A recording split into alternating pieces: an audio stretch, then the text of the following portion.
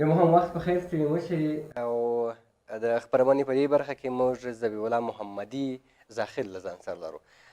دی د کندوز دی او په دې ورځو شپو کې د کندوز د میلو ځایونه ډېر خوندور دي او همداراز ډېری کسان د کابل نه او مزار نه او تخار او د بېلابېلو ولایتونو څخه دې ولایت ته راځي او په دې ولایت کې د آبدان د دښتې په نامه باندې یوه دښته ده چې هره جمعه میلې کېږي. ډېری کورنۍ بیا د پنجشنبې په ورځ باندې ځي چې هغه ښځې ورسره وي، ماشومان ورسره وي، ځکه هلته بیا فامیلي ځي. نو ډېری کسان چې بیا دفتر کې وي، د دفتر نه خلاص شي نو د جمعې ورځ رخصت وي، د جمعې ورځ باندې ځي دغه سیل او تفریح ته. د دې ویډیو به هم له تاسو سره شریکوو، خو راسره میلمه دی محمدي صاحب، د دوی سره به د کندوز پر تفریحي ځایونو باندې هم بحث او خبرې کوو. ستړي مه شئ محمدي صاحب، سهار مو بخیر. د ټولو نه د مخه د مشرانو جرګې د تلویزیون لیدونکو او اوریدونکو ته السلام علیکم ورحمت الله وبرکاته. وعلیکم السلام. محمدي صاحب، عموما د کندوز د سیاحتي ځایونو په اړه باندې راته ووایاستئ چې د څه وخت نه دغه سیاحتي مخکې به داسې یو متل وایي چې مرګ غواړي کندوز ته لاړ شه، اوس دغه متل څه رقم دی او دغه متل په څه خاطر باندې سره پیدا شوی؟ دا متل په اصل کې چې زه وایم چې کله نه په کندوز ولایت کې ډېر تاریخي او ډېر تاریخي عبادات فعلا هم لري چې هلته یو مسجد دی د ساقبایي سیمه کې تقریبا 300 کاله تاریخ لري. نو په هغه وخت کې چې خلکو دا ویل چې مرګ غواړي کندوز ته لاړ شه، نو بیا بیرته ورته ویل که ژوند هم غواړي کندوز ته لاړ شه. داسې و چې فکر کوم چې هغه وخت کې کندوز کې دومره کسان نه وله او اوس چې مونږ ګورو د بېلابېلو ولایتونو کسان هلته ځای پر ځای شوی، لکه یو نوم هم ورته ورکړی چې وړکې افغانستان نوم ورته ورکړل شوی دی کندوز ته، ځکه د ټولو ولایتونو ټولو قومونو څخه هلته کسان شته دی، شتون لري. بالکل کندوز کې 34 ولایتو خلک اوسېږي. کندوز یو د جغرافیوي نګاه نه ډېر ښه موقعیت دی، ډېره ښه تاریخي سیمه ده او ډېر ښه دغه لري.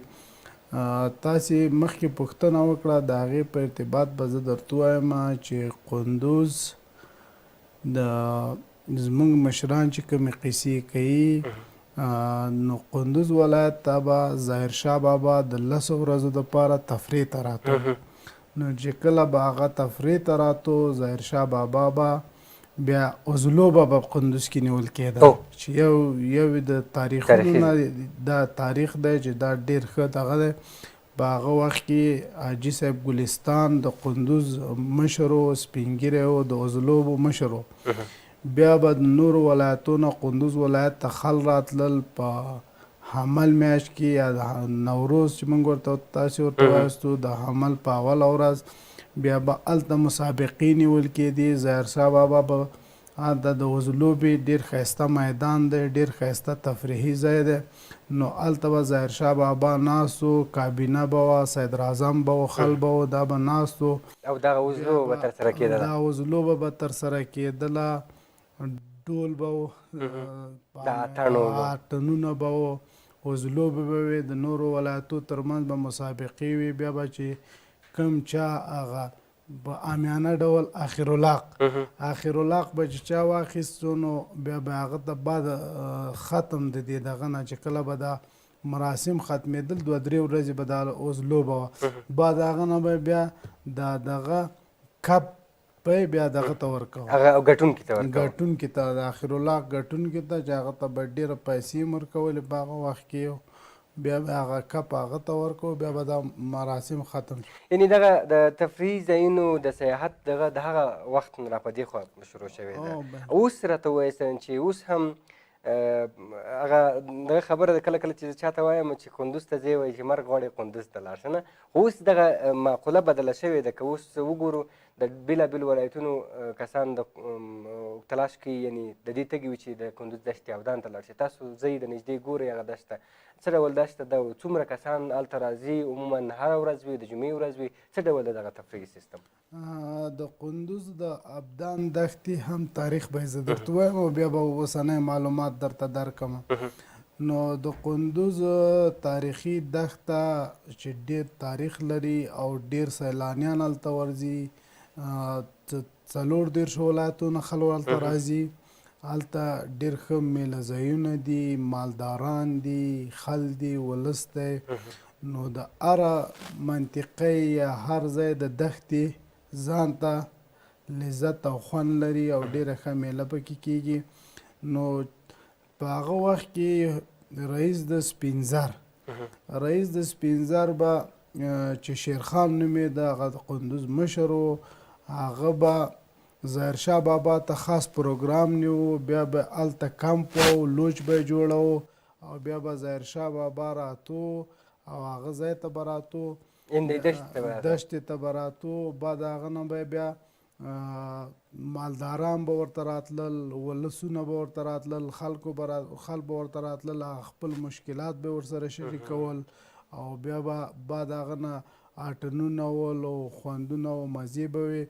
بیا به یې سره دغه کول، میلې به یې نیولې، بیلو بیلو ځایو ته به تلل. هغه لوج نه به بیا بیل لرې ځای ته تلل، هغلته ډېرې ښایسته ځایونه دي، ډېر ښایسته دي، ډېره ښایسته ښکلا لري. هغه ځینه به یې خوند اخیستو او بیا به بیرته لوج ته راتلل او بیا به یې اټنونه کول. او اوسني نظام کې چې دغه 11 کاله دلته البته معمولا د چهارشنبې ورځې نه شروع کېږي، د چهارشنبې نه شروع کېږي، یعنې چهارشنبې او پنجشنبې او جمعه. هلته فامیلونه ځي، ښځې ځي، نر ځي او د جمعې د پنجشنبې په ورځ البته اکثریت فامیلونه ځي او هلته میلې کوي، دیګونه کوي او د هغه ځي د میلې نه خپل خوند اخلي، د هغې ښکلا نه، د هغې دښتې د لذت نه. هلته مالداران اوسېږي او مالدارانو سره خپلې رمې وي او هغو رمو چې دغه د رمو د خاص هغه چوپانانو سره خبرې کوي یا د هغو د رمو مشرانو سره خبرې کوي، هغو خیمو ته ورځي، مستو خوري، شومبړې خوري، د هغو نه خوند اخلي. او د جمعې په ورځ معمولا نوبت نه وي، د نورو ولایتونو نه هم خلک راځي، د تخار نه خلک راځي، بدخشان نه خلک راځي، مزار نه خلک راځي. لکه دوستان یې په کندوز کې وي، هغوی ورته دعوت ورکوي، رسمي دعوت ورته ورکوي، بیا هغوی راځي د کندوز د دښتې نه یا د کندوز د ابدان د دښتې د ښکلا نه هغوی لذت اخلي. واقعا په همدې هیله یو چې په کندوز کې یا هم د هېواد په ټولو سیمو کې امنیت واوسېږي، تر څو هر څوک په ازادانه ډول سره بدون د کوم تشویش نه کندوز ولایت ته لاړ شي او د دښتې نه استفاده وکړي. ډېره زیاته مننه چې راغلې، زموږ بلنه دې ومنله. د کندوز د دښتې ویډیو مو هم چمتو کړې ده چې مونږ تللي ولو، له دوستانو سره مو خبرې کړې دي. څنګه دې خوښه ده چې په ګډه یې وګورو؟ صحیح ده، ډېره مننه تا نه هم، له تاسو هم ډېره زیاته مننه. د دې ویډیو په لیدو سره مونږ ته اجازه راکوئ دغه راپور له تاسو سره شریکوو، د دې دښتې نه خوند واخلئ او که چېرته شوقیان شوئ د دې چې باید لاړ شئ، هېڅ خبره نشته دی. او دا چې وایو چې که مرګ غواړې کندوز ته لاړ شه، نو اوس وایم که ژوند غواړې نو لاړ شه د کندوز د دښتې او ځان څخه خوند واخلئ. څراغ وایي چې زه به حتما ځم، نو بس ما او تا دواړه یو ځل بیا هم ځو. تر بل وخته چې ستاسو چوپړ ته حاضرېږو، الله مو مل شه. زه نن کندوز ته راغلی.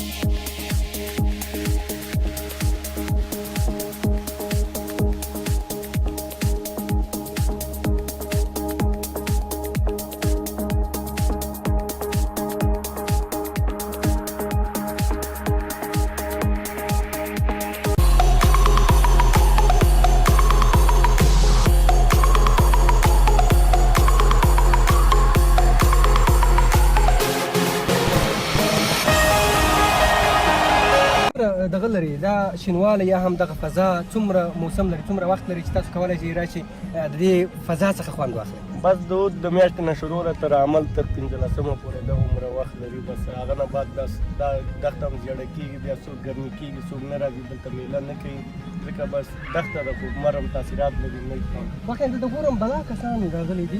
آیا یوازې د کندوز خلک راځي که د ولسوالیو او همداراز د ولایتونو نه هم کسان راځي دلته میلې ته؟ یوازې د کندوز څخه نه راځي بلکې د مزار نه هم راځي، د کابل نه هم راځي، همداسې تخار، همداسې نور ګاونډي همسایګان ټول راځي. د نورو کلونو په پرتله باندې سږ کال دغه دښته څنګه ده؟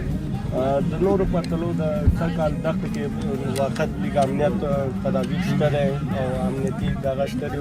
سږ کال بس دښته ډېره خشنه شوې ده. ډېره مننه لذت ویسته د دې دښتې نه. یعنې مخکې عبدالله جان هم وویل چې د بېلابېلو ولایتونو څخه کسان راځي. سږ کال مزار ته دومره کسان نه وتلي چې کندوز ته راغله. تاسو وګورئ د دې فضا نه یعنې خوند واخلئ چې بالا کسان راغلي دي او موټرونه دي، هر چا چې څه درلود له که د ولسوالیو نه دی که د ولایتونو نه دي، بېلابېل کسان راغلي. دلته په دې جمپ کې فکر کوم د اطلاعات و کلتور رئیس هم راغلی، د کندوز د اطلاعات و کلتور رئیس، د هغوی سره به هم خبرې کوو. دلته یو بل ځوان راسره دی، ده سره غواړو خبرې وکړو.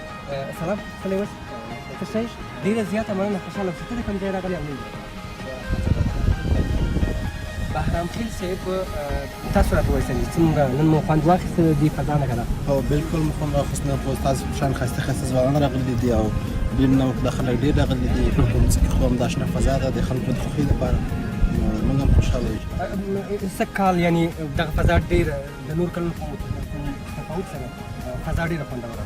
هو بالکل، ځکه تاسو ته بهتره معلومه ده چې د کندوز وضعیت که څه هم خراب دی خو خلک یې بیا هم ډېر ساتي دي. په دې خراب حالات کې هم راځي، دوی خپل ملي ترسره کوي. او مخکې کلونو کې دا دښته دومره ښایسته نه وه، سږ کال ډېره نوښتونه شوې ده.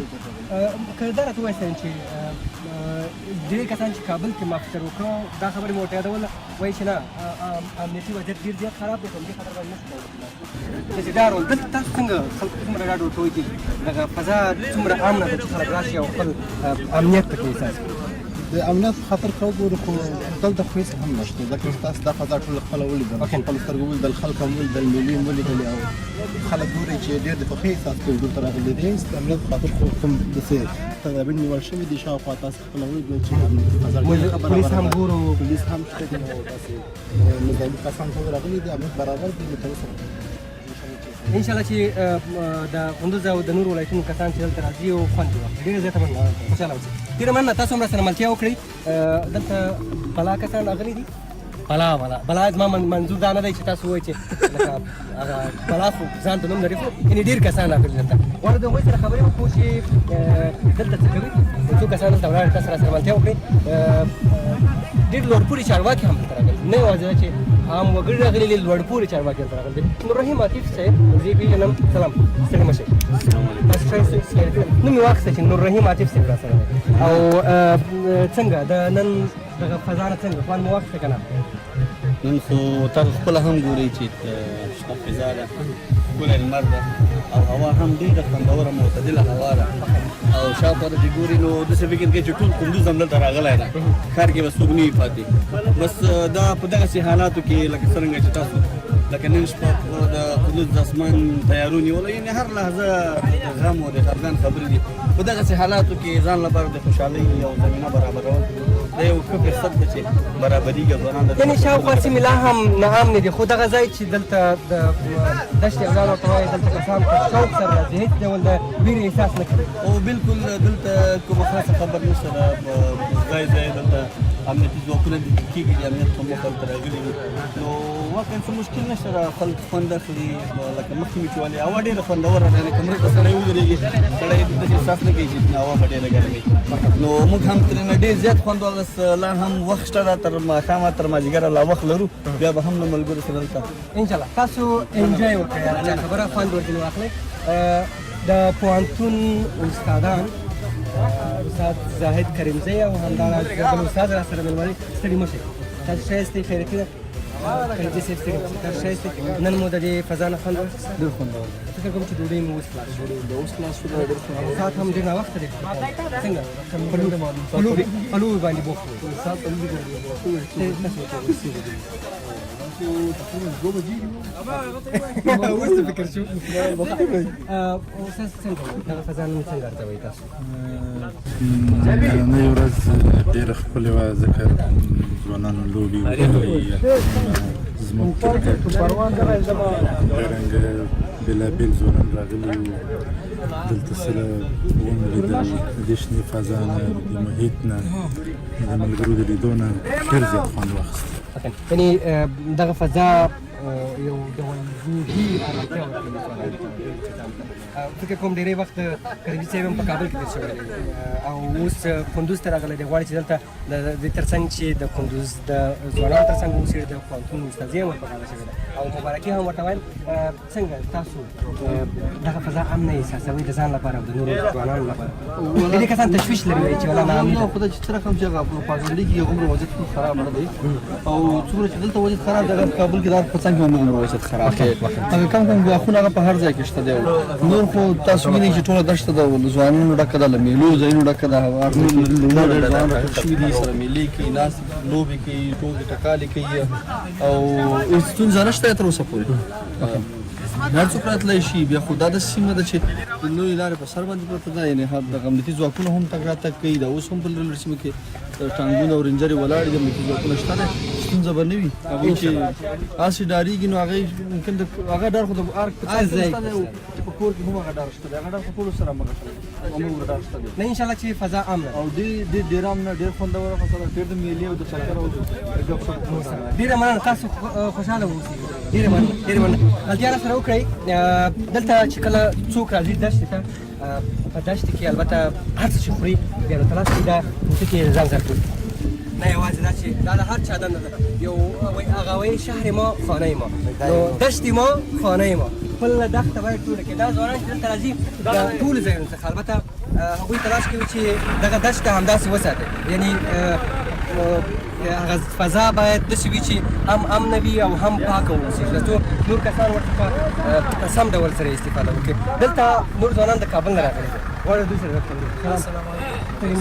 خالد جان کابل کې دنده لري او راغلی دی، غواړي چې د دې فضا نه ګټه واخلي او همداراز څه روحي ارامتیا احساس کړي. څنګه نن د دې فضا نه خوند واخیسته؟ بیخي ښایسته. نن مو میله جوړه کړې وه. زیاتره ملګري د هغه ملګري چې کابل کې دي وظیفې لري یا درسونه وایي، یو څه ملګري هم دلته کندوز کې دي، ټول په ګډه راغلي وو. دلته هم په دشت یودان کې چې د کندوز د تفریح لپاره څه چې د ټول شمال د تفریح لپاره یو مناسب ځای ده. دلته خلک راځي له بېلو بېلو ولایتونو نه. موږ هم نن راغلي وو، دلته هم میله وکړه. رئیس جمهور محمد اشرف غني دغه ته لاړه، موزې ته لاړه، مزار ته لاړه، ته دلته راغلی ولې؟ ځکه ډېری خلک مزار ته هم ځي او رئیس صاحب هم هلته تللی وو، چون زموږ کور دلته وو، ملګري دلته والا ملګري هم دلته وو. د یو کال کېږي کور ته هم نه وم راغلی. د مور و پلار لیدل هم دا هم بهانه شول. بهانه شوله، نو بیا هم دلته میله وکړه او مزار ته به هم لاړ شو. انشاءالله انشاءالله. ډېره مننه. یو بل ملګري راسره دی. سلام، ستړي مه شئ. تاسو ښایسته نوم مو او د کوم ځای راغلي یاست؟ ما نوم ذبیح الله دی، د دې کندوز اوسېدونکی یم، په مصروفیت کې کار کوم. کندوز مصروفیت کې کار کوم. یعنې دغه فضا د ځان لپاره امنه ګڼئ چې هېڅ خبره به نه وي؟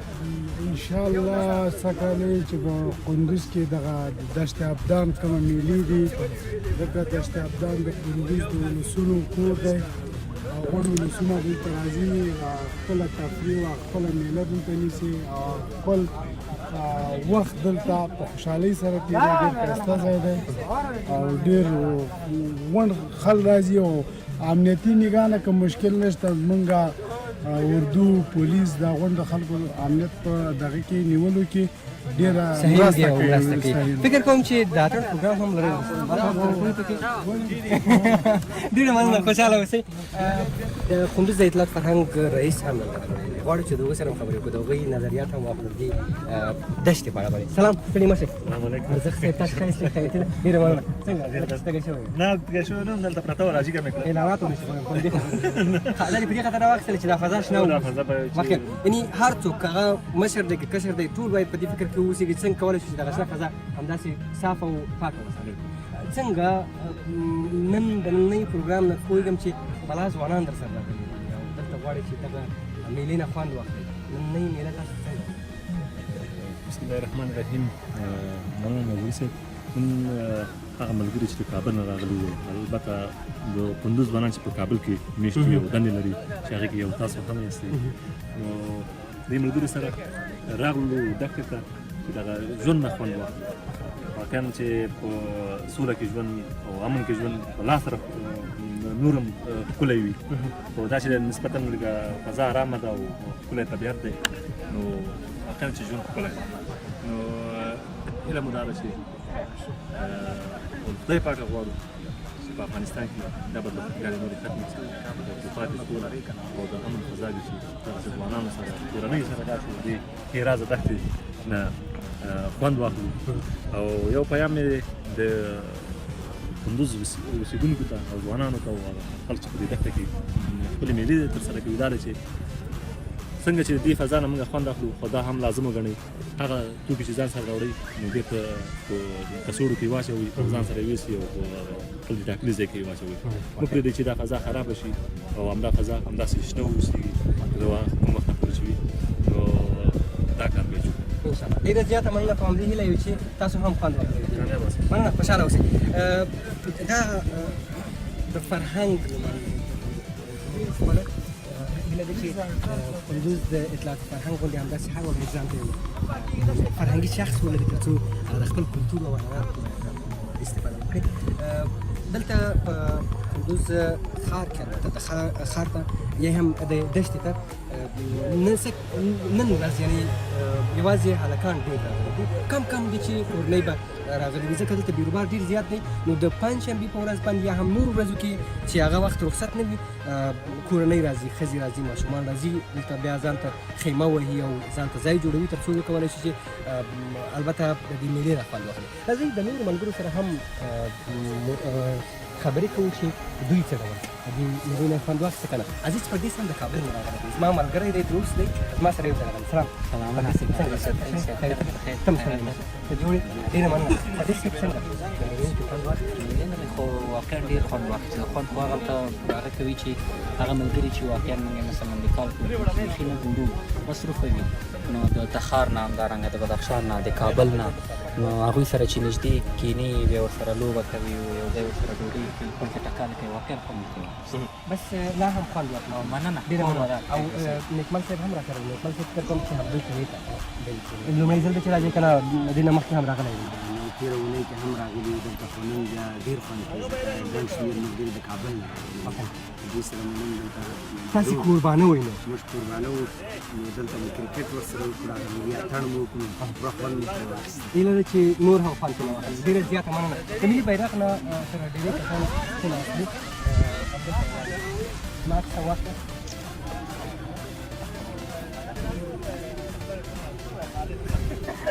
ډېره مننه، خوشحاله اوسئ.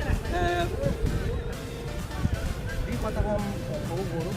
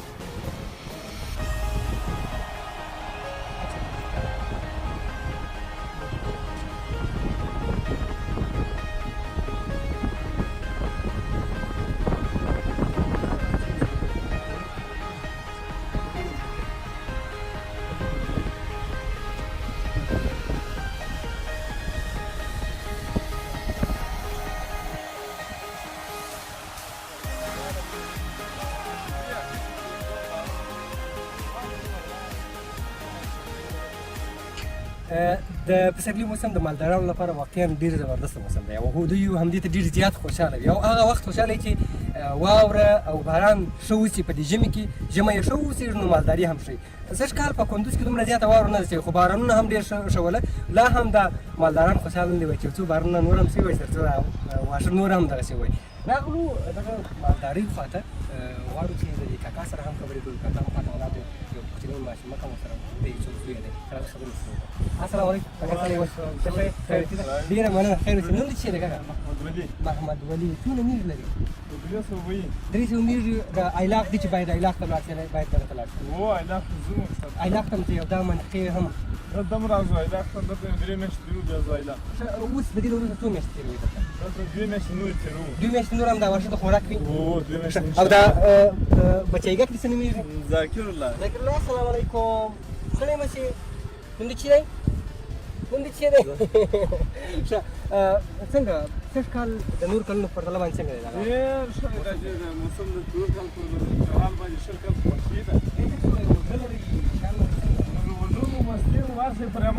اوس وخت یې لږ سره تېر شوی دی هغه دغه کوم څه ورته وایي څه وایي ورته هغه سره کوم دي په اړه معلومات راکړي دغه تندی میږي چې لنګې شي هغه دغه پوستکی واخلي تازه چې میږه لنګې شي هغې کې شیدې وویشي بیا یې په هغې کې تر اورې لاندې بیا پوست ورته وایي او بل دا ځینې وریان مالالول اخره کل وریان سږ کال دغه سیستم څه ډول دی هغه وریان چې دي اوس سږ کال د پوستکیان ډېر ارزانه دي خلک یې چندانې نه علاقه هغه بیا شکمبه کې دی څه رقم کې دی هغه شکمبه چې وایي هغه هم دغه ته واچي شیدو ته هغه هم بس پوست راځي نه دا وریان چې شکمبه کېږي بیا خو ستونزه نه لري دوا یې پیدا شوې ده دوا یې شته ده چې بیا خراب نه شي وریان داسې نه هغه دوا شته چې کومه نسلي پړسېږي و دوا شته اوس دوا اوس نو ضرور نه چې باید حلالې کې باید یا اوس ضرورت نشته او دا تندي چې مو حلالول ډېر زیات اوبه دي اوبه دي درسته هغه مخکې اوبه دي درسته واقعي اوس چې دي اوس خلک نه حلالوي اوس خلک وایي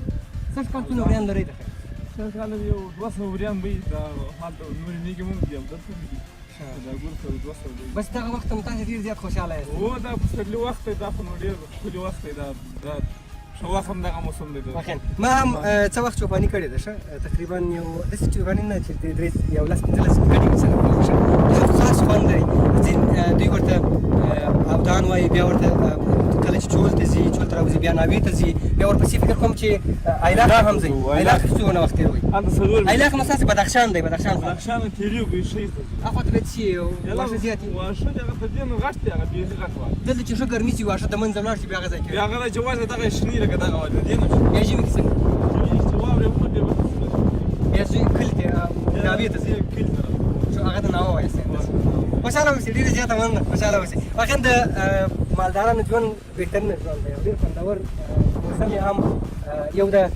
ایلاق موسم دی چې کله هم دلته ګرمي وي ډېره زیاته زیاتره کسان هغه روژه دي نیسي د روژې په وخت کې نو ډېر ګرمي وي او دوی چې ایلاق ته ځي دغه کې نو ډېره هوا سړه وي او ښه هغه وخت کې د موسم دلته واښه وچ شوي وي خو هلته واښه تازه راشنه شوي وي یو بی را پیدا کړي نو بیا به د هغوی سره د بوی سره هم خبرې کوو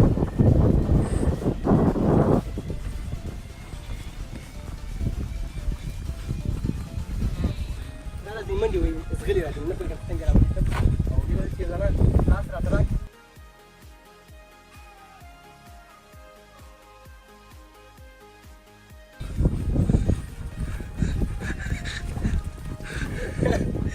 ونشي ولا چې نیستم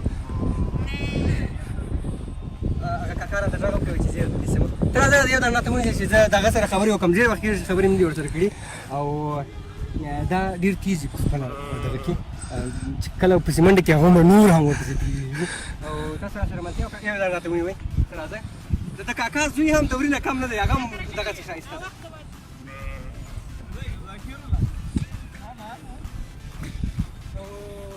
ذاکر الله راسه ذاکر الله تم راسه او څه وګورئ کاکا دا غوږونه ولې ورته دا موږ نښانې کړي چې مقصد د نورو سره دغه نیسي نه ستاسو د ټولو میږو غوږونه همدا رقم یو رقم وي نه هر مالدار ځان دپاره یو درواغ لري دې ته درواغ وایي که نه درواغ وایي ځان درواغ معلوم واقعا او د دې ورې غوږونه مو نه دي پرې کړي